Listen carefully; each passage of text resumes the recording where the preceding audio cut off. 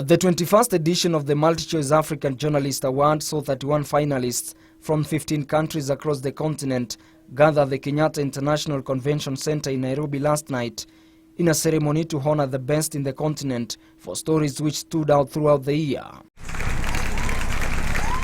While presiding over the prestigious CNN Multichoice African Journalist Awards, President Uhuru Kenyatta appealed to African journalists to be factual and balanced in their reporting rather than exaggerate alleged failures of the continent. Why do we exaggerate African failure? And why do we ignore African success?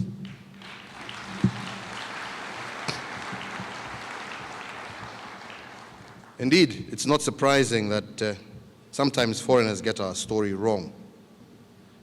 Yes, there is an Africa at war, but then there are African peacemakers in AMISOM who are doing their very best and sacrificing their lives in ending some of the most incredible conflicts.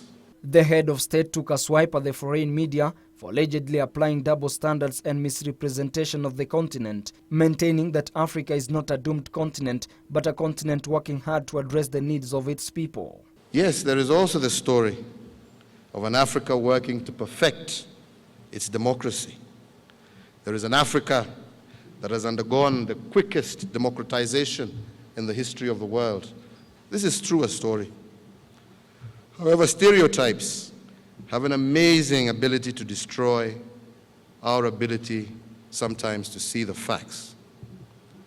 And we, and I believe that is all of us here, who love Africa, must therefore stand up for African truths.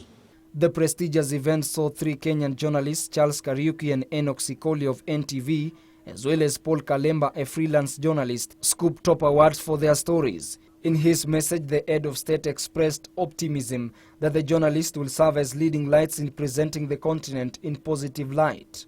I believe we would all be better placed to take up our collective obligation to refugees across the world.